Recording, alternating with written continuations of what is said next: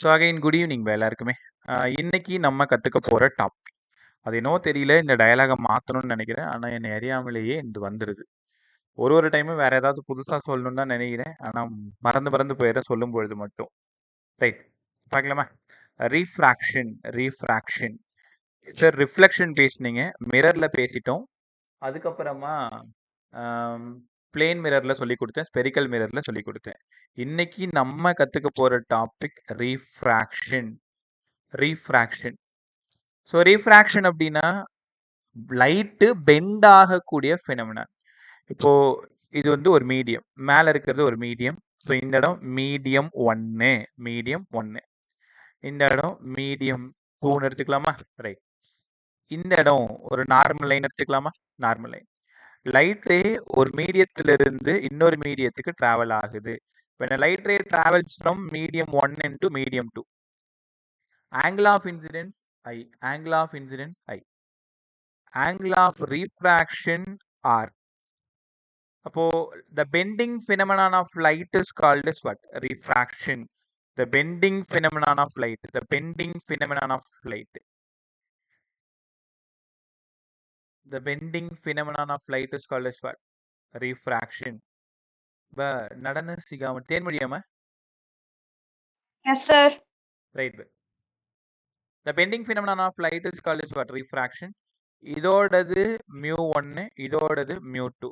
சரி, யாரோ மியூன்னு சொன்னீங்களே, mu is nothing that is refractive index of the medium.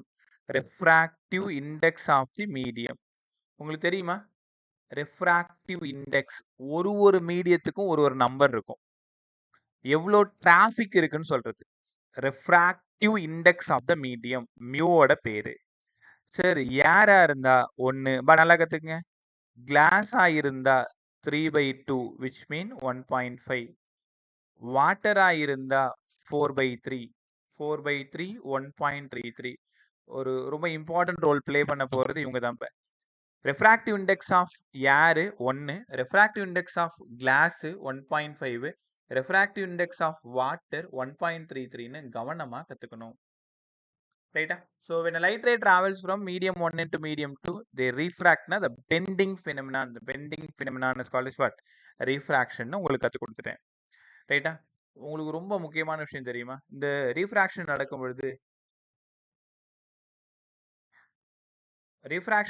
பொழுது ஏதோ ஒரு பிசிக்கல் குவான்டிட்டி கான்ஸ்டன்டா இருக்கும். யார் கான்ஸ்டன்டா இருப்பா? இங்க பாரு, c என்ன தெரியுமா? Speed of light. c v எல்லாம் ஒண்ணுதான். c speed of light. ஒருவேளை மீடியமா இருந்தால் அது vன்னு நம்ம எடுத்துக்கலாம். ஒரு மீடியத்துல இருந்து இன்னொரு மீடியம் போகும்பொழுது ஸ்பீடு சேஞ்ச் ஆகும். இந்த வார்த்தையை நல்லா கவனிங்க. ஸ்பீடு சேஞ்ச் ஆகும். இங்க சியா இருக்கும், இங்க வியா மாறிடும்.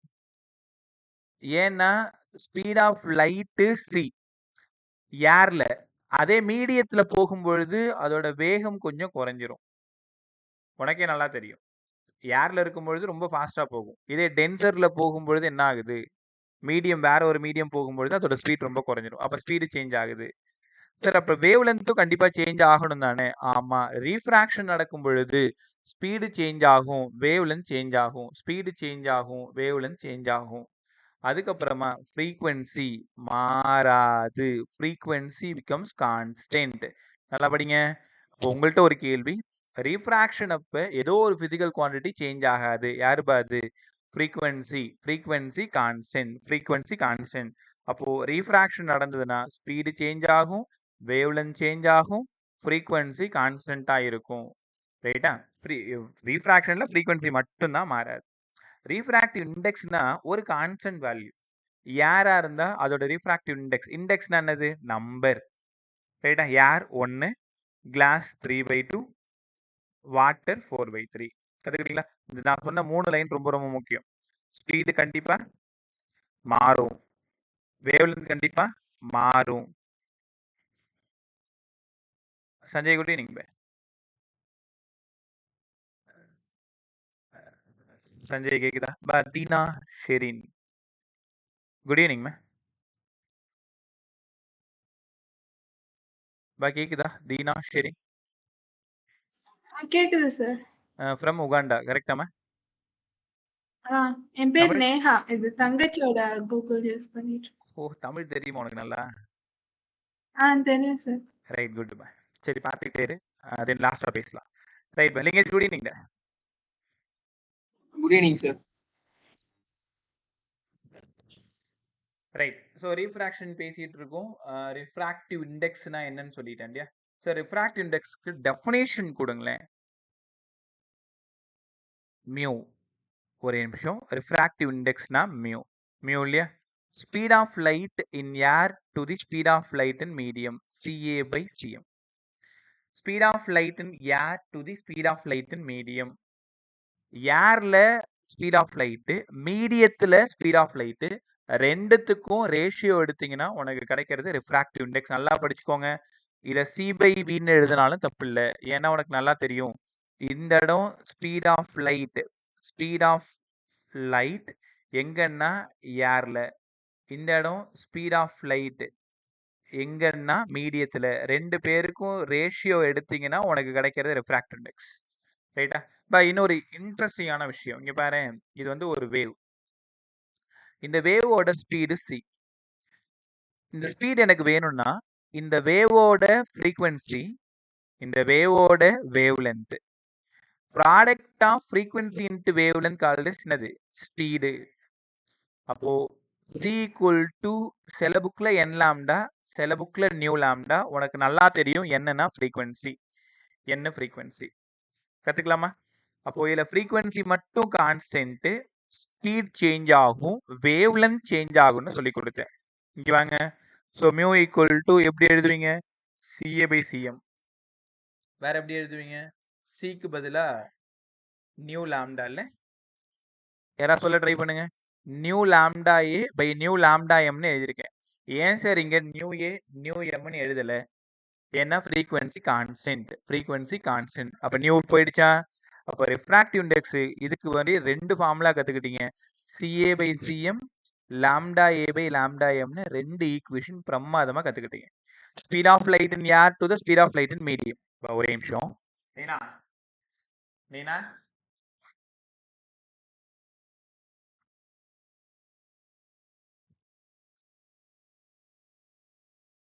கதவு முட்டு போ. சாரி இன்னைக்கு வெளில கூட்டு போல சமகான்ல இருக்குது, அதனால கத்திட்டு இருக்கிறது மாட்டோம். So mu equal to CA by CM, lambda A by lambda M. Refractive index வேணும்னா இந்த ரெண்டு ரேஷியோ எடுத்துக்கோங்க. CA by CM, lambda A by lambda M. கற்றுக்கிட்டீங்களா?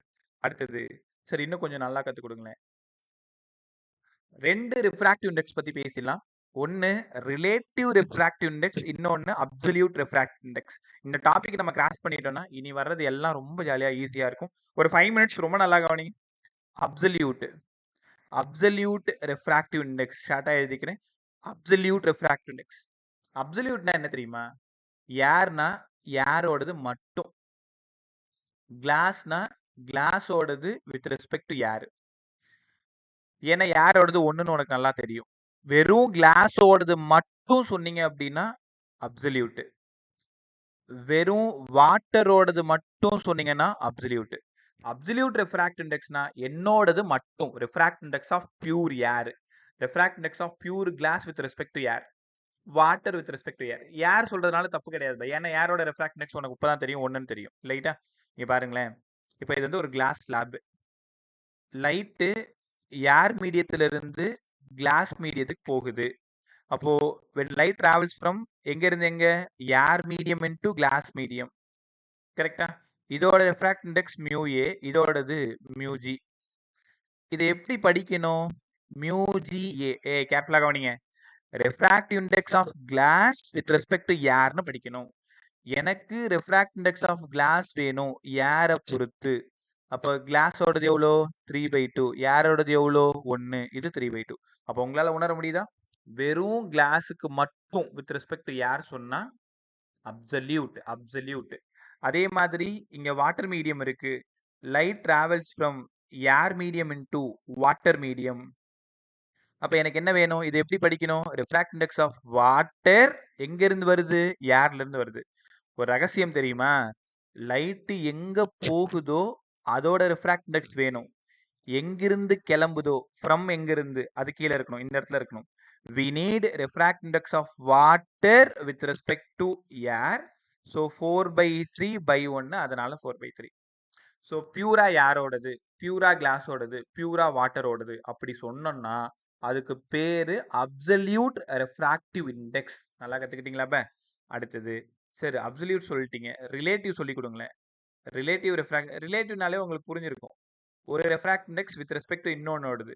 அப்ப ரிலேட்டிவ்னா என்னங்க சார்? ரிலேட்டிவ் ரெஃப்ராக்டிவ் இண்டெக்ஸ் நான் சொல்லவா? இங்க பாருங்களேன், நான் உங்ககிட்ட இதை கொடுத்துறேன். இது யாராவது படிங்க, எப்படி எழுதணும்? இது யாராவது படிங்க, ஃபர்ஸ்ட் ஒன் யாராவது படிங்க. Refractive index of glass with respect to water. Relative refract in sorry refract index of glass with respect to water. ரெண்டாவது Refractive index of water with respect to glass. இப்போ பதில் சொல்லுமா? தேன்மொழி சொல்லிட்டு இருக்கு, பதில் சொல்லு. இந்த ஃபர்ஸ்ட் ஒன் வந்து லைட் எங்க இருந்து எங்க போகுது? லைட் வந்து ஏல இருந்து ஜிக்கு போகுது. ஏல இருந்து ஜிக்கு போதா? வாட்டர் வந்து வாட்டர்ல இருந்து கிளாஸ்க்கு போகுது. அப்போ மேல என்ன இருக்கு? வாட்டர் இருக்கா? Yes sir. இங்க என்ன இருக்கு? கிளாஸ் இருக்கா? அப்போ லைட் வாட்டர் மீடியத்துல இருந்து கிளாஸ் மீடியத்துக்கு போகுது. இப்போ ரிஃப்ராக்டிவ் இண்டெக்ஸ் ஆஃப் கிளாஸ் எனக்கு வேணும். யாரை பொறுத்து? வாட்டரை பொறுத்து. இது எப்படி தெரியுமா எழுத போறோம்? நம்ம கேட்கலாம் கவனிங்க, மியூஜி பை மியூ டபிள்யூன்னு எழுத போறோம். மியூஜின்னா நீங்க வித் ரெஸ்பெக்ட் ஏர் போட்டாலும் தப்பு கிடையாது, இல்லைனாலும் விட்டுரு. இதுவும் ஏர் போட்டாலும் தப்பு கிடையாது. அப்போ கவனமா கவனிங்க, 3/2 4/3 9/8 ஒத்துக்கிறீங்களா? அப்போ refractive index of glass with respect to water வேணும்னா 9/8 which mean greater than 1. ரொம்ப ரொம்ப இம்பார்ட்டன்ட். ஏற்கனவே கேட்ட ஒரு NEET question. refractive index of glass with respect to water வேணும்னா நல்லா புரிஞ்சுக்கோங்க. இந்த டினாமினேட் கீழே இருக்கு பாத்தீங்களா, அங்க இருந்து லைட் டிராவல் ஆகுது. மேல இருக்கு பாத்தீங்களா கிளாஸ், அங்க போய் சேருது. அப்ப refractive index of second medium with respect to first எப்படி சார் எழுதணும்? செகண்ட் பை ஃபர்ஸ்ட்னு எழுதணும். ரைட்டா? ஸோ அப்படியே செகண்ட் கொஸ்டின் பதில் சொல்லுங்க பார்க்கும். Refractive index of water with respect to glass எப்படி சார் படிக்கிறது? Water with respect to glass எப்படிங்க சார் எழுதுறது? Mu W by mu G. வாட்டரோடது 4/3, கிளாஸோடது 3/2, அதனால 8/9, அதனால லெஸ் தென் 1. அப்போ refractive index of glass with respect to water greater then 1, water with respect to glass less than 1. இந்த கொஸ்டினை தான் நீங்க ப்ரீவியஸ் இயர்ல பாப்பீங்கன்னு சொன்னேன். இந்த ரெண்டுத்துல ஒன்று இருக்கும் ஏற்கனவே, பார்த்துக்கோங்க பாரு. அப்போ லைட் எங்க இருந்து எங்க போகுதோ அதுக்கு பேரு ரிலேட்டிவ் ரெஃப்ராக்டிவ் இண்டெக்ஸ். இதுதான் ரிலேட்டிவ் ரெஃப்ராக்டிவ் இண்டெக்ஸ். ஏர்ல இருந்து போச்சுன்னா அப்சல்யூட். ரெண்டும் வேற வேற medium, glass water, glass glycerin, glycerin water, இந்த மாதிரி வேற வேற மீடியமா இருந்ததுன்னா அதுக்கு பேரு ரிலேட்டிவ் ரெஃப்ராக்டிவ் இண்டெக்ஸ்னு பிரமாதமா கத்துக்கணும். கத்துக்கிட்டீங்களா? அடுத்தது இங்க வாங்களேன். இன்னும் கொஞ்சம் நுணுக்கமா உள்ள போறேன், அப்படியே பொறுமையாவா. எங்க புரியலனாலும் சரி, எனக்கு புரியல, இன்னொரு டைம் கத்து கொடுங்கன்னு என்ன கூப்பிட்டுரு. கேர்ஃபுல்லா கவனிங்க. இதுக்கு என்ன அர்த்தம்? Sir refract index of second medium வேணும் with respect to first medium sir, μ2 by μ1. அப்படின்னா when light travels from medium 1ல இருந்து மீடியம் 2க்கு போகுதுன்னு அர்த்தம். மீடியம் 1ல இருந்து மீடியம் 2க்கு போகுது. μ2 பை μ1. இது எப்படி எழுதணும்னு சொன்னேன்? CA பை CMன்னு சொன்னேன். CA by CM, speed of light in air to the speed of light in medium. அப்போ இது ஏர்னு வச்சுக்கலாமா? ரொம்ப கேர்ஃபுல்லா கவனி, ஒரு 2 நிமிஷம் தோ முடிச்சிடலாம்.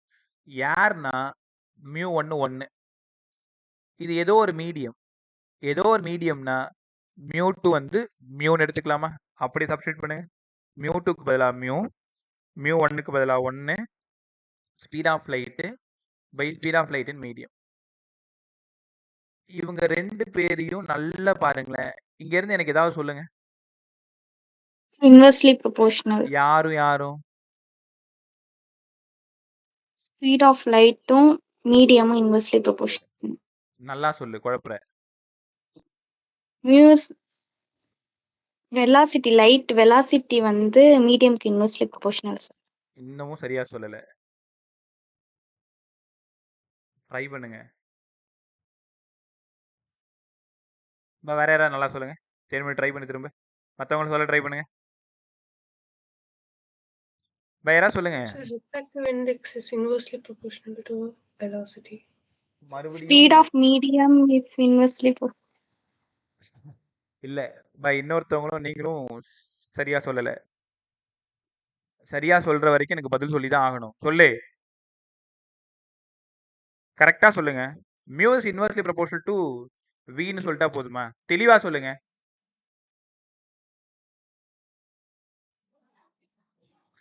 நான் என்ன கேக்குறேன்றதை புரிஞ்சுக்கோ. இதை ஒழுங்கா டீடைல்டா சொல்லு. சொல்லுமா. சார் இப்போ ஒரு மீடியமோட ரிஃப்ராக்ட் இண்டெக்ஸ் வந்து ஜாஸ்தியா இருந்தா அந்த மீடியம்ல லைட்டோட வெலாசிட்டி வந்து கம்மியா இருக்கும். Right, explanation okay. ஆனா நான் அது கேட்கல. இதை எப்படி படிப்பீங்கன்னு கேட்கிறேன். Refractive index of medium with respect to air is inversely proportional இது to யாரா the அது? velocity. Jayashikhar. இது யாரான்னு கேட்கல. யாரான்னு கேட்டேன். நீ யாருன்னு சொன்னல. நான் வேற ஒண்ணு யாருன்னு கேட்ட மாதிரி சொல்றேன். Sir, Right. volume கொஞ்சம் கம்மியா இருக்கு. வால்யூம் கம்மியா இருக்கா? ஏன் மைக் ப்ராப்ளம் போல. மத்தவங்களுக்கு எப்படி இருக்கு? சஞ்சய், வெங்கேஷ், சவுண்ட் எப்படி இருக்கு? Okay, sir. அஃப்ரின், ஓகே. சரி பா, நீங்க கொஞ்சம் குழப்பிக்கிறீங்க. இந்த மியூ வந்து ரிஃப்ராக்ட் இண்டெக்ஸ் ஆஃப் மீடியம், இந்த வி வந்து ஸ்பீட் ஆஃப் லைட்டின் மீடியம். நீ திரும்ப திரும்ப சொல்ற மேல யார் இருக்கு, குழப்பிக்க கூடாது. நான் எப்படி சொல்றேன்னு பாருங்க. Refractive index of medium is directly proportional to 1 by speed of light in medium. மீடியம்ன்ற வார்த்தை ரொம்ப முக்கியம். அப்போ என்ன தெரியுமா அர்த்தம்? உன் பைக் எடுக்கிற, நீ வேகமா போற. இதுல எவ்வளவு சம் தெரியுமா சால்வ் பண்ண போறோம்? டிராபிக் இல்லாத இடத்துல நீ வேகமா போயிட்டு இருக்க, டிராபிக் இருக்கிற இடத்துல ஸ்லோவா போற. அப்படின்னா என்ன அர்த்தம் உனக்கு தெரியுமா? டிராபிக் தான்பா ரெஃப்ராக்டிவ் இண்டெக்ஸ். அப்போ மியூ அதிகமா இருக்கு. when traffic is more, mu அதிகமா இருந்தா உன் பைக்கோட ஸ்பீடு குறைஞ்சிருது தானே. இப்போ யாருமே இல்லை, ஓப்பன் ஸ்பேஸா இருக்கு, அப்ப மியூ கம்மியா இருக்கு, ஃபாஸ்டா போயிடுவீங்கல்ல. அப்போ ரிஃப்ராக்டிவ் இண்டெக்ஸும் வெலாசிட்டியும் இன்வெர்ஸ்லி ப்ரொபோர்ஷனல்னு கத்துக்கோங்க. இதுல கேட்ட சம் என்ன தெரியுமா? ரிஃப்ராக்டிவ் இண்டெக்ஸ் 1 இருந்தா speed v1, refractive index of 2க்கு ஸ்பீடு என்னவா இருக்கும்னு கேட்குறாங்க. ஏற்கனவே உனக்கு தெரியும் mu is proportional to 1/v. Solve பண்ணும் பொழுது μ2 by μ1 equal to v1 by v2 இந்த ஃபார்முலால சால்வ் பண்ணணும். அப்ப இங்க நீங்க கத்துக்கிட்டது ரெஃப்ராக்டிவ் இண்டெக்ஸும் ஸ்பீட் ஆஃப் லைட் அண்ட் மீடியமும் இன்வெர்ஸ்லி ப்ரொபோர்ஷனல். நான் திரும்பவும் சொல்றேன், medium, refractive index of medium inversely proportional to speed of light in medium. கத்துக்கிட்டீங்களா? So mu is proportional to 1/v. இதுக்காக தான் இவ்வளோ நேரம் நம்ம கற்றுக்கிட்டு இருந்தோம். ரைட், ஓரளவு ரெஃப்ராக்டிவ் இண்டெக்ஸ்லாம் நல்லா புரிய வச்சுட்டேன். அப்சல்யூட் ரெஃப்ராக்டிவ் இண்டெக்ஸ்னா என்ன, ரிலேட்டிவ்னா என்ன, இது எப்படி படிக்கணும், எங்கேருந்து எங்கே லைட் போகுதுன்னு எப்படி எழுதணும், இவ்வளோ விஷயத்தை நம்ம சரியாக பேசியிருக்கோம். அடுத்தது இப்போதான் ஸ்னெல்ஸ் லா உள்ளார போக போகிறோம். Law of refraction. சரி, எங்களுக்கு லா ஆஃப் ரிஃப்ளெக்ஷன் தெரியும், நேற்று சொல்லி கொடுத்தீங்க. லா ஆஃப் ரிஃப்ளெக்ஷன் என்ன சொல்லிச்சு? Angle of incidence equal to angle of reflection. இது ஏற்கனவே நம்ம படிச்சது. இங்க லா ஆஃப் ரீஃப்ராக்ஷன் பேசணும். ரீஃப்ராக்ஷன், லா ஆஃப் ரீஃப்ராக்ஷன்னாலே 10th நீங்க படிச்சது தான். ஸ்னெல்ஸ் லாக்கு போகணும். ஸ்னெல்ஸ் லா என்ன சார் சொல்லுது? கவனமா கவனி, புரியலன்னா சார் புரியல. Mu sine theta equal to constant. ரைட்டா? நிறைய ட்ரிக் இருக்கு பதில, ரொம்ப அழகா கற்றுக் கொடுக்குறேன், பொறுமையாக கற்றுக்கிட்டே வாங்க. Snell's law, mu sine theta equal to constant. சரி, ஸ்க்ரீனில் இருக்கிறது என்னன்னு எனக்கு தெரியுது. மியூனா ரெஃப்ராக்ட் இண்டெக்ஸ், தீட்டானா ஏதோ ஒரு ஆங்கிள். அப்போ mu sine theta equal to கான்ஸ்டன்ட்னு போட்டிருக்கீங்க. இன்னும் கொஞ்சம் நல்லா பேசுங்களேன், கவனமாக வரீங்களா? இப்போ லைட்டு மீடியம் 1ல இருந்து மீடியம் 2க்கு போகுது. Angle of incidence I, angle of refraction R. அப்போ இத பாருங்க, மியூ சைன் தீட்டா இங்க எப்படி எழுதுவீங்க? μ1 sin A. கீழே எப்படி எழுதுவீங்க? μ2 sin R. ஏன்னா கான்ஸ்டன்ட். கான்ஸ்டன்ட்னா எல்லாரும் ஈக்குவலா இருப்பாங்க. அப்ப மேல இருக்கிறது μ1 அதோட ஆங்கிள், கீழே இருக்கிறது μ2 அதோட ஆங்கிள். ஸ்னெல்ஸ் லா இப்படிதான் எழுதணும். ஸ்னெல்ஸ் லா எழுத தெரியலன்னா ரீஃப்ராக்ஷனுக்குள்ளார உன்னால போகவே முடியாது. ரைட்டா? இப்போ நான் ஒரு டயக்ராம் போடுவேன், அதுக்கு நீங்க சொல்லணும். நல்லா கவனிச்சுட்டே வாங்க. μ1 sin i equal to μ2 sin r. Sir light எங்க இருந்து எங்க போகுது? மீடியம் 1ல இருந்து மீடியம் 2க்கு போகுது. அப்ப நம்ம எப்படி சார் எழுதுறது? Refractive index of second medium with respect to first வேணும். எப்பவுமே புரிஞ்சுக்கோங்க, லைட்டு எங்கிருந்து கிளம்புதோ அது கீழே இருக்கணும், எங்க போய் சேருதோ அது மேல இருக்கணும். μ2 மேல இருக்கணும். அப்ப μ2 by μ1 equal to sin i by sin r. ஞாபகம் வந்துருச்சா? நீங்க 10th படிக்கும்போது என்ன படிச்சிருப்பீங்க? டைரக்டா Snell's law sin i by sin r னு படிச்சிருப்பீங்க. μ2 வந்து மீடியம், அதனால μ. μ1 வந்து ஏர், அதனால 1. அப்ப μ equal to sin i by sin r. நீங்க அடுத்து கத்துக்கிட்ட பிரமாதமான ஈக்குவேஷன். எவ்வளவு சம் தெரியுமா வரப்போகுது? ஆங்கிள் ஆஃப் இன்சிடென்ஸ் கொடுத்துருவான் i 30 degree, angle of refraction கொடுத்துருவாங்க 45 degree. Find the value of mu கேட்பாங்க. அப்போ sin 30 by sin 45, sin 30 by sin 45. ரைட்டா? இப்படி தான் ஸ்னெல்ஸ்லா எழுதணும். ஸ்னெல்ஸ்லா டைரக்டா ஃபார்முலாவை மனப்பாடம் பண்ணாத. Mu equal to sin i by sin r னு மனப்பாடம் பண்ணாத, எழுத தெரியணும். எந்த மீடியத்துல லைட் மேலே போகுதுன்னு பாருங்க. ஸோ μ1 அதுக்கான angle sin i equal to μ2 அதுக்கான ஆங்கிள் sin r. இன்னொரு மீடியம் கீழே இருக்குன்னு வச்சுக்கோங்களேன். இன்னொரு மீடியம் கீழே இருக்கு ஒரு பேச்சுக்கு. μ3 அதுக்கான ஆங்கிள் sin x. இன்னொரு மீடியம் இருக்கு ஈக்குவல் டு μ4 அதுக்கான ஆங்கிள் sin y. கத்துக்கிட்டீங்களா? ஸோ இந்த மாதிரி எழுத கத்துக்கணும். μ equal to sin i by sin r, sin i by sin r, sin i by sin r. Right. அடுத்தது இங்க பாருங்களேன், ஃபுல்லா எல்லாத்தையும் சேர்த்து எழுதிடுறேன். 1 μ2 refractive index of second medium with respect to first. என்ன லாஸ்ட் ஃபார்முலா சொன்னீங்க? Speed of light in air to the speed of light in மீடியம்னு சொன்னேன். லாம்டா ஏ பை லாம்டா எம்னு சொன்னேன். sin i by sin r னு சொன்னேன். இந்த ஒழுங்கா புரிஞ்சுக்கிட்டீங்கன்னா எந்த சம்மா இருந்தாலும் உங்களால ஈஸியா அப்ரோச் பண்ண முடியும். எனக்கு ஒரு 2 நிமிஷம் தேவை. நான் என்னெல்லாம் கேட்குறேனோ அதை எப்படி சால்வ் பண்ணுவீங்கன்னு என்கிட்ட நீங்க சொல்லணும். ரைட்டா? ரெடியா இருக்கியா? ரைட். நான் கேட்குற கொஸ்டின் ஒழுங்கா புரிஞ்சுக்கோங்க. கொஷின்ல ஆங்கிள் ஆஃப் இன்சிடென்ஸ் கொடுத்துட்டேன், ஆங்கிள் ஆஃப் ரீஃப்ராக்ஷன் கொடுத்துட்டேன், ஸ்பீட் ஆஃப் லைட் மீடியம் கேட்குறேன். உன் முன்னாடி இருக்கிற ஈக்குவேஷன்ல இது எப்படி சால்வ் பண்ணுவீங்க? யாராவது சொல்லுங்க. CA by CV equal to sin A by sin R. CA by CV இல்லம்மா, வெலாசிட்டி அது CMனு சொன்னா கரெக்ட், இல்ல Vன்னு போட்ட வெலாசிட்டி இன் மீடியம்னு சொன்னாங்க right. sin i by sin r. எங்கம்மா அது? 2 டேட்டா தானம்மா இருக்கு, ஐயும் ஆரும் தானே இருக்கு. Speed of light வந்து 1 sir. V வச்சு ஸ்பீட் ஆஃப் லைட் 1. கண்டுபிடிச்சிடலாம் sir. எந்த ஊர்ல 1? 3 into 10. கத்துக்கிட்டீங்களா? இப்படி சால்வ் பண்ணி V கண்டுபிடிக்கணும். நான் சொல்றது புரியுதா? இது sum model number 1. Angle of incidence கொடுத்துருவாங்க, ஆங்கிள் ஆஃப் ரீஃப்ராக்ஷன் கொடுத்துருவாங்க, ஸ்பீட் ஆஃப் லைட் மீடியம் கேட்டுருவாங்க. இந்த மாதிரி கொஸ்டின் கேட்பாங்க. அடுத்த கொஸ்டின் பாருங்க. Wavelength of light in air given, wavelength of light in medium given, angle of refraction given, find the angle of incidence னு கேக்குறேன். யோசிங்க, எப்படி சால்வ் பண்ணுவீங்க? வாயை தர, நான் தானே பதில் சொல்றதுக்கு என்ன உனக்கு பிரச்சனை? தப்பா சொன்னா பரவாயில்ல, திருத்த போறேன். வாயை Lambda திறந்து A பதில். by lambda M is equal to sin A by sin R. sin i by sin r. இப்போ இங்க 3 டேட்டா கண்டிப்பா தேவைப்படுது, எதுவுமே கான்ஸ்டன்ட் கிடையாது. சரி, A கொடுத்துருக்கீங்க, லாம்டா M கொடுத்துருக்கீங்க, ஆங்கிள் ஆஃப் ரீஃப்ராக்ஷன் கொடுத்துருக்கீங்க, I கேட்குறீங்க. அப்போ இதை சால்வ் பண்ணிட்டு இது இந்த பக்கம் வந்துச்சுன்னா உங்களால் I கண்டுபிடிச்சிட முடியும். Sine inverse of sum value வரும், அங்கேருந்து கண்டுபிடிச்சிடலாம். கரெக்டா? அடுத்தது லாம்டா ஏ கொடுத்துருக்கேன், லாம்டா எம் கொடுத்துருக்கேன், V கேட்குறேன். சால்வ் பண்ணு. CA by V is equal to lambda A by lambda M. C by V equal to lambda A by lambda M. இப்போ லாம்டா ஏ தெரியும், லாம்டா எம் தெரியும், சி தெரியும், V கண்டுபிடிச்சிக்கணும்.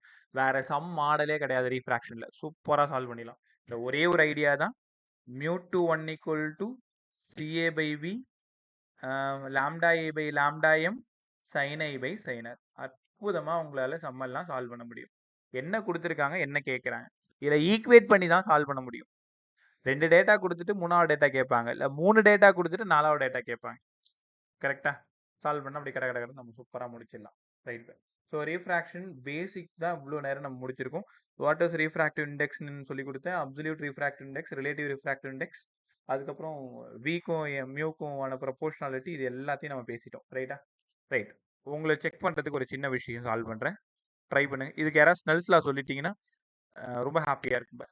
Medium 1, medium 2, medium 3. நான் ஒன்று பெருசாக கஷ்டப்படுத்தல, ஸ்லோவாக சொல்கிறேன். யாரோடது மியூ 1, இந்த இது மியூ 2, மியூ 3, மியூ 4. லைட்டு இங்கேருந்து படுது. Angle of incidence I, angle of refraction R. இங்கே ஐ டேஷு, இங்கே ஆர் டேஷு, இங்கே I double dash, R double dash, இங்கே ஆர் ட்ரிபிள் டேஷு. சரி, இந்த இடத்துல இப்போ இன்சிடென்ஸ் தானே, ஐ ட்ரிபிள் டேஷு, இங்கே ஆர் ட்ரிபிள் டேஷ். இந்த டயக்ராமுக்கு யாராவது ஸ்னெல்ஸ் லா எழுதுங்க. சார் எதுக்கு அதுக்கும் ஒரு ரிலேஷன் வேணும் புரியலம்மா? எல்லாத்துக்கும்? லைக் நியூ 1க்கும் நியூ 2க்கும் ஒரு ரிலேஷனா இல்ல நியூ 2க்கும் நியூ 3 எல்லாத்துக்கும் அந்த சொல்லுங்க, மாதிரி ஃபுல்லாக சொல்லுங்க. கேக்குறீங்களா இல்ல ஒரு ஃபுல்லாக ஒரு நியூ பெரிய 1 ஐ ஈக்குவேஷன் ஃபார்ம் பண்ணுங்க. New 1 okay mu new 1 1 sin i I, is equal to new 2 sin i mu 2 sin i mu 2 Go to sin I dash. Sine I டேஷா. ஏன் ஆறுன்னு சொல்லக்கூடாதா?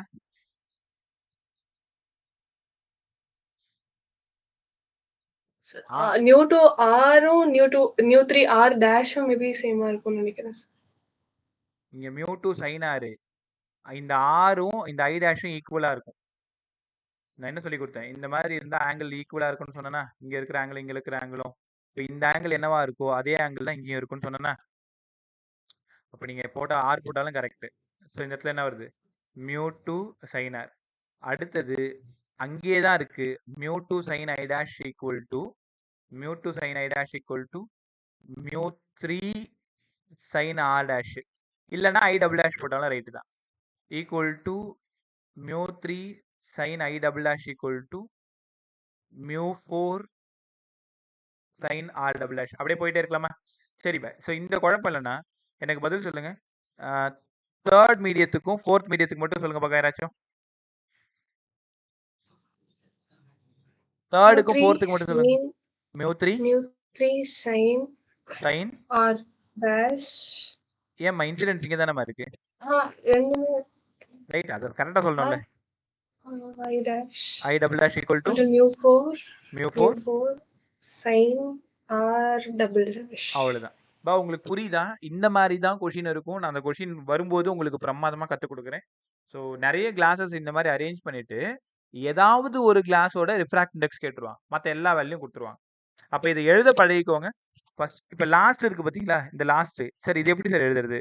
இங்கே மியூ 4 இருக்கா, mu 4 sine I triple dash equal to இங்கே யார் இருக்கா, mu 1 sine R triple dash. அந்த மீடியத்தில் என்ன இருக்கோ அங்கே ஆங்கிள் என்ன இருக்கோ அப்படி தான் சால்வ் பண்ணணும்.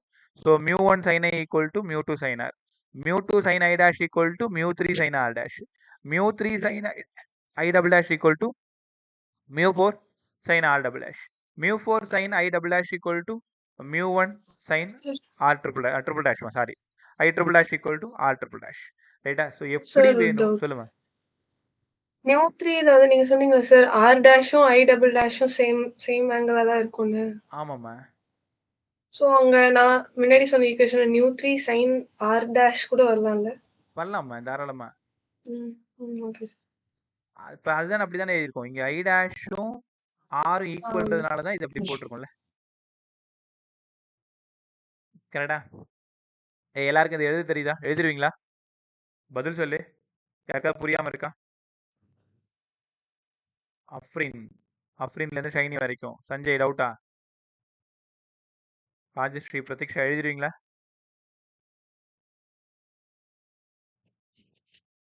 பா கேக்குதா? Yes, sir. எழுதிடுவோம் சார். பா நீங்கம்மா ஷெரினாமா?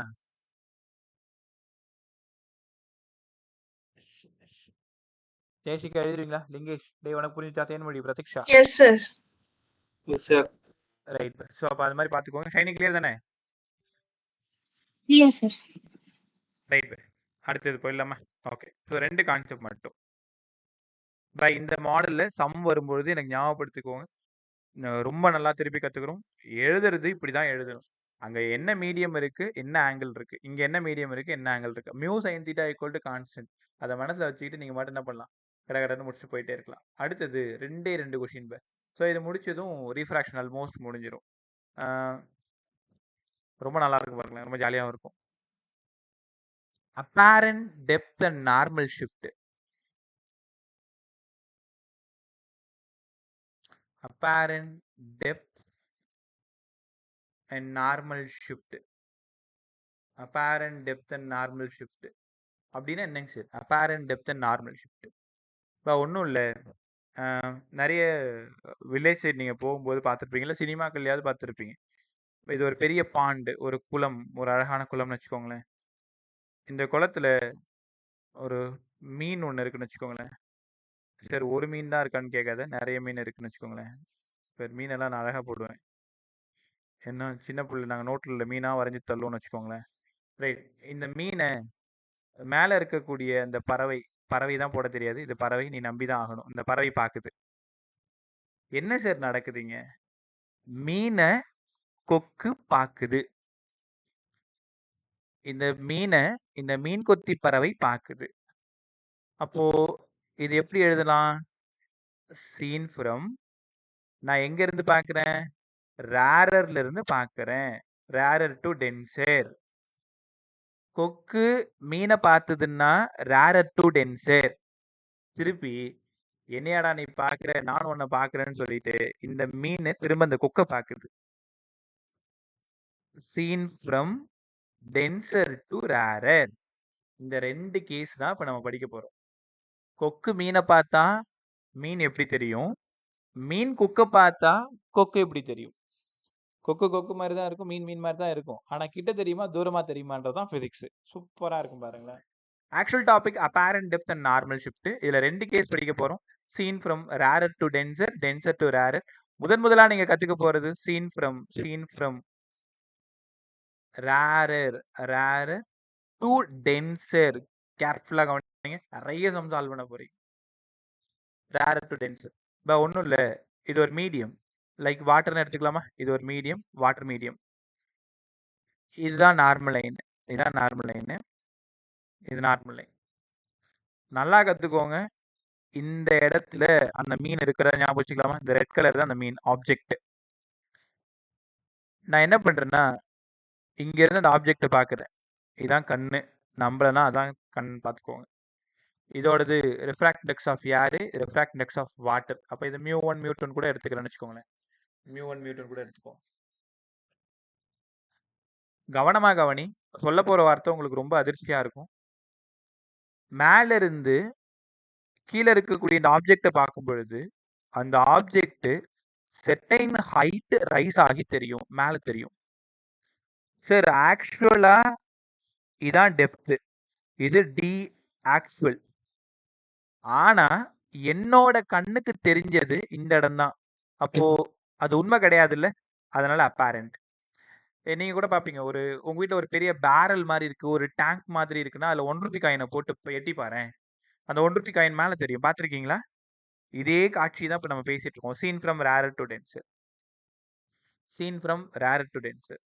அப்ப இங்க இருந்து பார்த்தா இது அப்பேரண்ட், இது ஆக்சுவல். எவ்வளவு ஷிஃப்ட் ஆயிருக்கு? இந்த இடம் தான் ஷிஃப்ட். ஷிஃப்ட் எக்ஸ்ன்னு எடுத்துக்குவா. எவ்வளவு ஷிஃப்ட் ஆயிருக்கு? எக்ஸ் அளவுக்கு ஷிஃப்ட் ஆயிருக்கு. அப்ப எனக்கு வேணும்னா ஷிஃப்ட் கண்டுபிடிக்கணும். ஷிஃப்ட் வேணும்னா ஆக்சுவல் பெருசா இருக்கு, அப்பேரண்ட் சின்னதா இருக்கு. ஆக்சுவல்ல இருந்து அப்பேரண்ட்டை மைனஸ் பண்ணா ரிமைனிங் ஷிஃப்ட் கிடைச்சிரும். ரிமைனிங் ஷிஃப்ட் கிடைச்சிரும். உங்களுக்கு தெரியுமா, இந்த அப்பேரண்ட் வேணும்னா இந்த ஆக்சுவலை மியூவால டிவைட் பண்ணணும். இந்த அப்பேரண்ட் வேணும்னா இங்க இருக்கிற ஆக்சுவல் இருக்குல்ல, அதை மியூவால டிவைட் பண்ணா உனக்கு என்ன கிடைச்சிரும்? அப்பேரண்ட் கிடைச்சிரும். ஏன்னா அப்பேரண்ட் சின்னதா இருக்கு பாருங்களேன், அப்பேரண்ட் வேல்யூ சின்னதா இருக்குல்ல. அப்போ ஆக்சுவல்ல இதோட மியூ வேல்யூ, ஒருவேளை வாட்டரா இருந்தா என்ன பண்ணுவீங்க? 4/3 டிவைட் பண்ணுவீங்க. வேற ஏதாவது கிளாஸா இருந்தா 3/2 டிவைட் பண்ணுவீங்க. அப்போ apparent equal to actual by mu. நீ ஆசையா தேடி வந்த ஈக்குவேஷனு D actual minus D actual by mu. ஃபைனலா எனக்கு ஷிஃப்ட் கேட்டா என்ன சார் பண்றது? ஷிஃப்ட் வேணும்னா ஆக்சுவலை வெளில எடுத்துருங்க. 1 மைனஸ் 1 பை மியூன்னு கவனமா கத்துக்கணும். இவ்வளோ இம்பார்ட்டன்ட் தெரியுமா? அப்போ seen from rarer to denser, seen from rarer to டென்சர்ல ஷிஃப்ட் கேட்பாங்க. நீ என்ன பண்றேன்னா ஒரு இப்போ இது மாதிரி கூட நம்ம நோட்ல சின்ன பிள்ளைல விளையாண்டுருப்போம். ஒரு கிளாஸ் ஸ்லாப் எடுத்துக்கிட்டோம். இந்த கிளாஸ் ஸ்லாபுக்கு கீழே ஒரு இங்க் டாட் வச்சுக்கிட்டோம். ஒரு ஒயிட் பேப்பர்ல ஒரு இங்க் டாட் வச்சுக்கிட்டோம். நம்ம என்ன பண்ணுவோம்? மேல இருந்து அந்த இங்க் டாட்டை பார்ப்போம். அந்த இங்க் டாட் நமக்கு எங்க தெரியும்? செர்டைன் ஹைட் தெரியும். இப்போ இதுக்கு என்ன சார் ஃபார்முலா எழுதுறது? Thickness of the glass T, shift எவ்வளோ எக்ஸ். இந்த டி தான் ஆக்சுவல். ஒத்துக்கிறீங்களா? டி தான் actual. X equal to T into 1 minus 1 by mu, 1 minus 1 by mu. அப்போ T actual 1 minus 1 by mu. இப்போ இது கிளாஸா இருக்கிறதுனால மியூக்கு பதிலாக 3/2, கிளாஸா இருக்கிறதுனால மியூக்கு பதிலாக 3/2. இப்போ நல்லா கற்றுக்கிட்டீங்களா? ஸோ இது இன்னும் கொஞ்சம் கூட டீட்டெயில்டாக நம்ம பேசுவோமா? இங்கே வாங்க.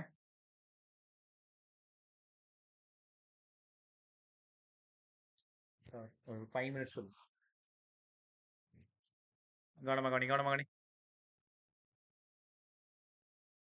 இது கிளாஸ் 1, இது கிளாஸ் 2, இது கிளாஸ் 3 இப்படி இருக்குன்னு வச்சுக்கோங்களேன். இந்த இடத்துல ஒரு இங்க் டாட் இருக்கு. நான் மேல இருந்து பார்க்குறேன். இந்த இங்க் டாட் எனக்கு இங்க தெரியுது. இதோட ரிஃப்ராக்ட் இண்டெக்ஸ் μ1, இதோடது μ2, இதோடது μ3. இந்த கிளாஸோட திக்னஸ் T1, இந்த கிளாஸோட திக்னஸ் T2, இதோடது T3. எனக்கு ஷிஃப்ட் வேணும். யாராவது பேச முடியுமா? ஷிஃப்ட்டுக்கான மெயின் ஃபார்முலா சொல்லிடுறேன். ஷிஃப்ட்டுக்கான main formula T actual 1 minus 1 by mu. அப்போ இங்கே டோட்டல் ஷிஃப்ட் வேணும். பை இந்த ஈக்குவேஷன் யாராவது எழுதுங்க. சும்மா ட்ரை பண்ண எழுதுங்க.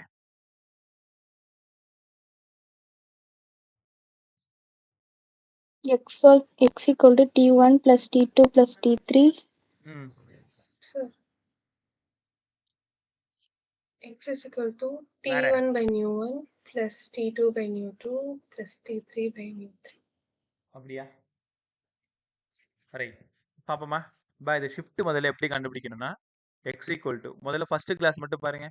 D actual T1 1 minus 1 by mu1 plus T2 1 minus 1 by mu2 plus T3 1 minus 1 by mu3. ரைட்டா? So X equal to T1 1 minus 1 by mu1. இப்போ ஒவ்வொன்றுத்துக்கும் ஷிஃப்ட் கண்டுபிடிச்சு மூணுத்தையும் ஆட் பண்ணால் 12 ஷிஃப்ட். சத்தியமாக இது தவிர்க்க முடியாத அவ்வளோ இம்பார்ட்டன்ட் கொஷின். இந்த மாதிரி 3 கிளாஸ் ஸ்லாப் அடுக்கி வச்சுட்டு அந்த 3 கிளாஸ் ஸ்லாபோட எண்டில் ஒரு இங்க் டாட் வச்சுட்டு அந்த இங்க் டாட் எங்கே தெரியும்னு கேட்பாங்க. நான் இப்போ கண்டுபிடிச்சிருக்கேன், ஷிஃப்ட் கண்டுபிடிச்சிருக்கேன்னா இதுல இன்னொரு கேள்வி கேட்குறாங்க. சார் அப்பேரண்ட் என்னவா இருக்கும்? இதுதான் அப்பேரண்ட். இந்த டிஸ்டன்ஸ் அப்பேரண்ட். அப்பேரண்ட் வேணா என்னவா பண்ணணும்? நான் முன்னாடி சொன்ன ஃபார்முலா சார். புரியலமா? நான் முன்னாடி ஃபர்ஸ்ட் சொன்ன ஃபார்முலா. மறுபடியும் சொல்லுமா? t1 by mu1 plus t2. D apparent வேணும்னா t1 by T1 by mu1 plus T2 by plus mu2 t2 by mu2 T3 by mu3. plus ஏய் t3 by எல்லாரும் கத்துக்குங்க. இங்க பாருங்க, அப்பேரண்ட் வேணும்னா ஆக்சுவல மியூவால டிவைட் பண்ணணும். அப்ப ஃபர்ஸ்ட் ஆக்சுவல் என்ன? T1. அதோடது என்ன? mu1. அப்ப கவனமா கவனி. இந்த சீன் ஃப்ரம் ரேரர் டு டென்சர்னாலே ரெண்டே 2 கொஸ்டின் தான் பாசிபிள். ஒன்னு ஷிஃப்ட் கேட்கலாம், இல்லைன்னா அப்பேரண்ட் கேட்கலாம். ஏன்னா ஆக்சுவல் அவனே கொடுத்துட போறான். ஆக்சுவல் கொடுத்துட்டு ஷிஃப்ட் கண்டுபிடிக்க சொல்லலாம். ஆக்சுவல் கொடுத்துட்டு அப்பேரண்ட் கண்டுபிடிக்க சொல்லலாம். எப்படி கேட்டாலும் இதோ முன்னாடி இருக்கிறது தான் மாடல். ரைட்டா? நல்லா கத்துக்கோங்க. ஷிஃப்ட்டுக்கான ஃபார்முலா T actual 1 minus 1 by mu. சொல்டா. சார் நான் பேசுறது கேக்குதா சார்? கேக்குதுடா சஞ்சய் சொல்டா. சார் இது மட்டும் ஒரு வாட்டி சொல்றீங்களா சார்? சூப்பரா சொல்லிடுவோம்டா. கவனமா கவனிச்சேவா? ஒரே நிமிஷம். எல்லாருமே திரும்ப ஒரு நிமிஷம் கவனிங்க. அதுக்கு முன்னாடி ஒரே நிமிஷம் இதோ வந்துடுறேன். ஒரு 30 செகண்ட்.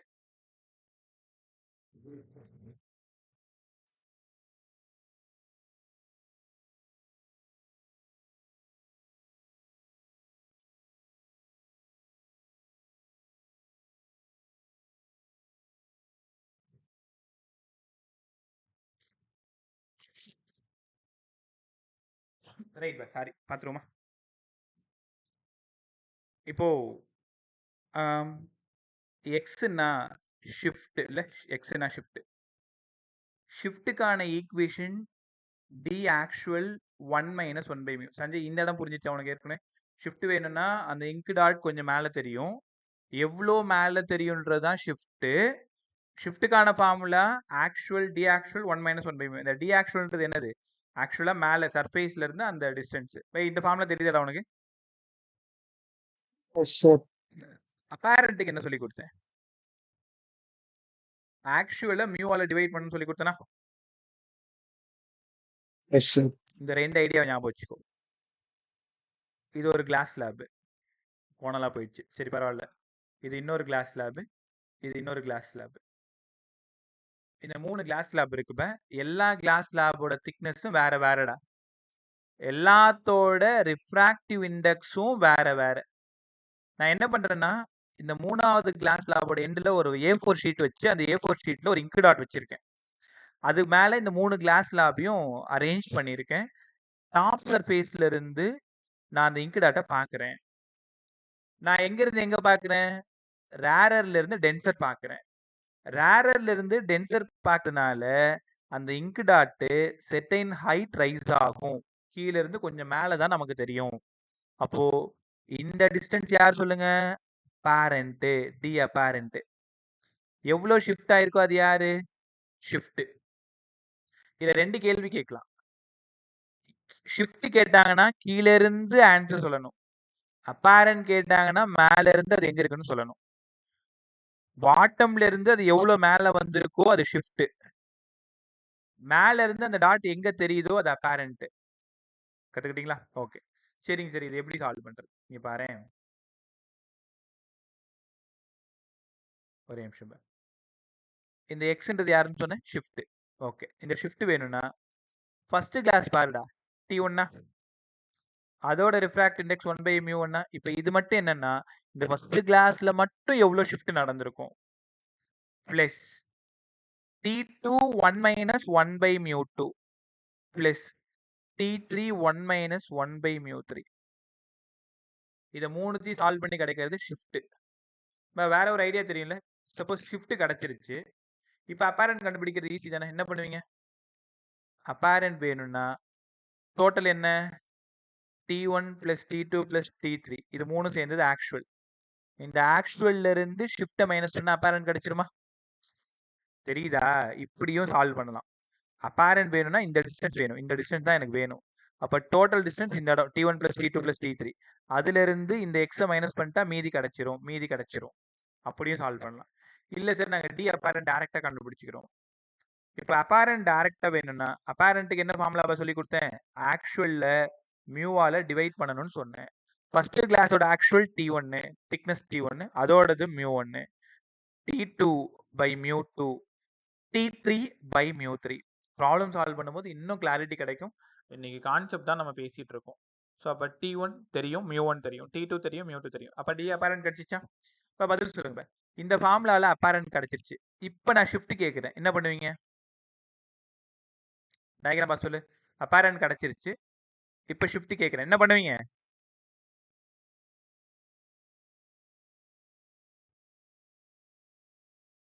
உங்களுக்கு புரியலையா? நான் அப்பேரண்ட் 1 கண்டுபிடிச்சிட்டேன். plus T2 plus T3 minus T apparent. அவ்வளவுதான். இப்போ டோட்டல்ல இருந்து அப்பேரண்ட்டை மைனஸ் பண்ணிட்டா எனக்கு ஷிஃப்ட் கிடைச்சிரும். கரெக்டா? அப்போ நல்லா கத்துக்கோங்க. ஷிஃப்ட் வேணும்னா ஆக்சுவல்ல இருந்து அப்பேரண்ட்டை மைனஸ் பண்ணணும். அப்பேரண்ட் வேணும்னா ஆக்சுவல்ல இருந்து ஷிஃப்ட்டை மைனஸ் பண்ணணும். இந்த 2 ஐடியா தான். ரைட்டா? ஸோ அப்பேரண்ட் தனியாக கண்டுபிடிக்க கற்றுக்கணும் இந்த ஃபார்முலாவில், இல்லை ஷிஃப்ட்டையே டைரெக்டாக கண்டுபிடிக்க கற்றுக்கணும் இந்த ஃபார்முலாவில். ரைட்டா? சஞ்சய் ஆன்சர் சொல்லுப்பா, புரிஞ்சிச்சா? Yes sir.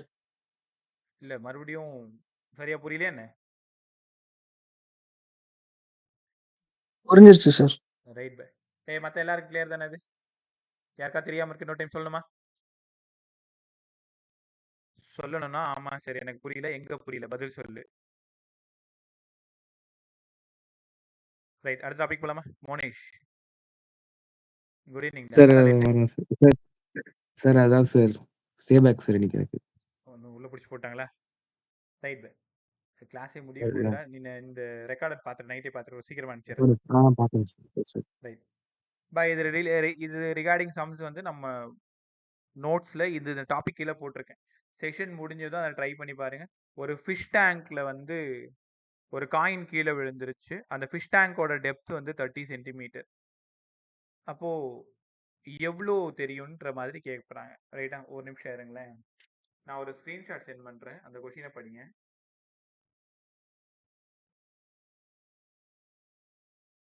எல்லாரும் குரூப் பாருங்க.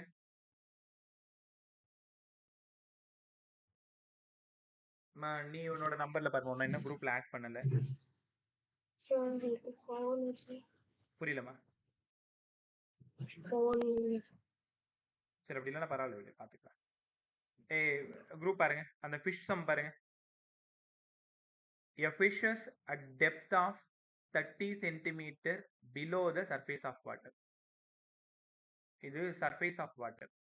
சர்ஃபேஸ் ஆஃப் வாட்டர்ல இருந்து அந்த ஃபிஷ் சரியா 30 சென்டிமீட்டர்ல இருக்கு. அப்ப பார்த்ததும் தெரிஞ்சு போச்சு, டி ஆக்சுவல் வந்து 30 சென்டிமீட்டர்.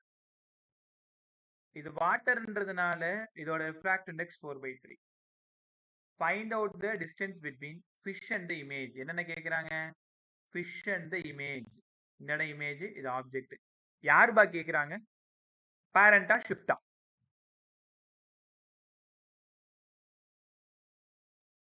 வாயத்தர. அப்பேரண்டா ஷிஃப்டா?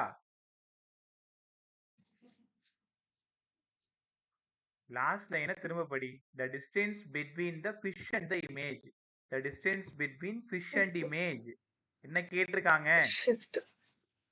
ஏன் பதில் சொல்ல மாட்டீங்க? ஷிஃப்ட் கேக்குறாங்க.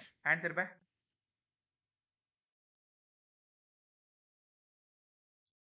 கண்டுபிடிங்க, என்ன ஃபார்முலா? டி ஆக்சுவல் 1 மைனஸ் எவ்வளவுமா? 30 1 minus 1/4/3. 4/3. 3 மேல போயிடுது, 4 இங்க வந்துடுது. அப்ப 4 minus 3 1/4. 30/4 ஆமா? என்ன ஆன்சர்?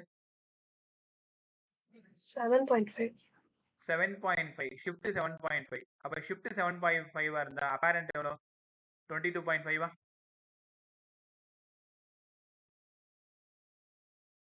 ரைட்டா? ஸோ இதே மாதிரி அடுத்த கொஷின் நான் ஃபார்முலா மட்டும் எழுதிட்டு விட்டுருப்பேன். நீங்க சால்வ் பண்ணி எனக்கு அனுப்பணும். இப்போ உங்களோட குரூப்ல செகண்ட் கொஸ்டின் இருக்கு பாருங்களேன். இந்த கிளாஸ் அடுக்கி வச்சிருப்போம்ல, இந்த சம்டா.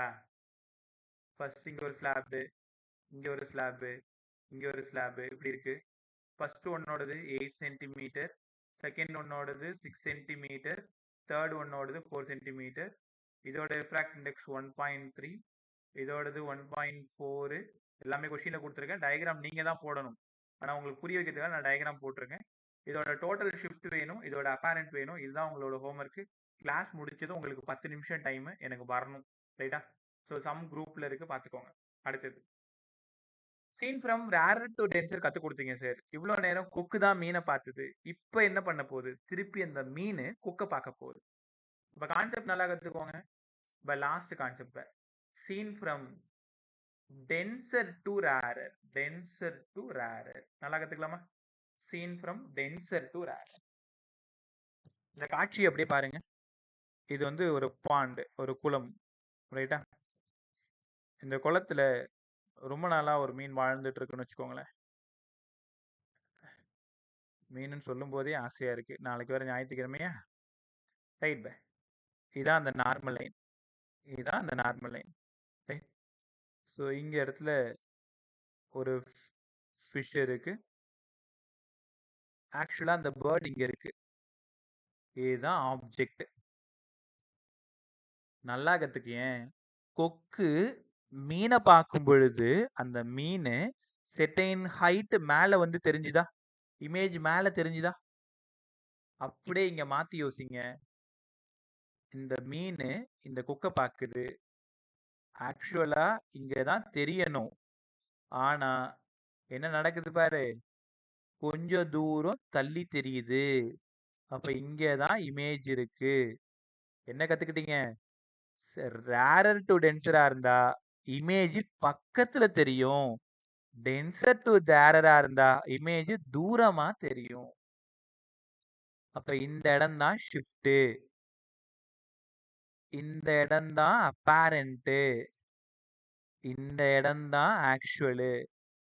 நீங்க எல்லாருமே சூப்பரா பதில் சொல்ற பசங்க. அப்பேரண்ட் மட்டும் என்ன எப்படி வரும்னு சொல்லுங்க பாக்கும். போன அப்பேரண்ட் வந்து ஆக்சுவல மியூவால டிவைட் பண்ண. போன கேஸ்ல அப்பேரண்ட் கம்மியா இருந்தது, டிவைட் பண்ண. இங்க அப்பேரண்ட் பெருசா இருக்கு, என்ன பண்ணணும்? மல்டிப்ளை பண்ணணும். ஆக்சுவல மியூவால மல்டிப்ளை பண்ணணும். சூப்பரா முடிஞ்சிச்சா? எல்லாரும் நல்லா கத்துக்கிட்டீங்க. அப்ப அப்பேரண்ட் வேணும்னா ஆக்சுவல் இன்டு மியூ. இந்த கேஸ்ல ஜாக்கிரதையா கத்துக்கணும். டென்சர் டு ரேரரா இருந்தா இன்டு மியூ. இல்லைன்னா இப்படி ஞாபகம் வச்சுக்கோங்க. டென்சர் டு ரேரர்னா அப்பேரண்ட் பெருசா இருக்கும், மியூவால மல்டிப்ளை பண்ணணும். ரேரர் டு டென்சரா இருந்தா அப்பேரண்ட் சின்னதா இருக்கும், மியூவால டிவைட் பண்ணணும். அப்ப இங்க ஷிஃப்ட் வேணுமா? ஷிஃப்ட்னா எக்ஸ் எடுத்துக்கலாமா? அப்பேரண்ட் பெருசா இருக்கு, ஆக்சுவல் சின்னதா இருக்கு. அப்ப பெருசு மைனஸ் சின்னது, அப்பேரண்ட் மைனஸ் ஆக்சுவல். டி அப்பேரண்ட்டுக்கு ஆக்சுவல் இன்ட்டு மியூ, இங்க ஒரு ஆக்சுவல். சார் ஷிஃப்ட் வேணும்னா ஆக்சுவலை வெளில எடுத்துட்டா மியூ மைனஸ் 1. அவ்வளோதான் ஃபார்முலா. அவ்வளோதான், முடிச்சிங்களா? சீன் ஃப்ரம் ரேரர் டு டென்சரில் பெருசாக சம் கேட்டதே கிடையாது. ரேரர் டு டென்சர் தான் நிறைய கேட்பாங்க. டென்சர் டு ரேரரில் பெரிய அளவில் ப்ராப்ளம் பார்த்துருக்க மாட்டீங்க. இருந்தாலும் அது வந்துச்சுன்னா சால்வ் பண்ணுற அளவுக்கு உங்களுக்கு தெரியணும். ஸோ அப்படியே டயக்ராம் மட்டும் ஞாபகம் வச்சுக்கோ. அந்த மீன் கொக்கை பார்க்குது, அப்போ கொக்கு தூரமாக தெரியுது. டி அப்பேரண்ட் வேணும்னா actual into mu minus D actual. அப்போ T actual mu minus 1. Formula மட்டும் பார்த்துக்கோங்க. சம் வரும்பொழுது நான் இதை பற்றி டீட்டெயிலாக பேசுகிறேன். ரீஃப்ராக்ஷன் ஃபுல்லாக நம்ம பேசி முடிச்சிருக்கோம். The bending phenomena of light is called is what? Refraction.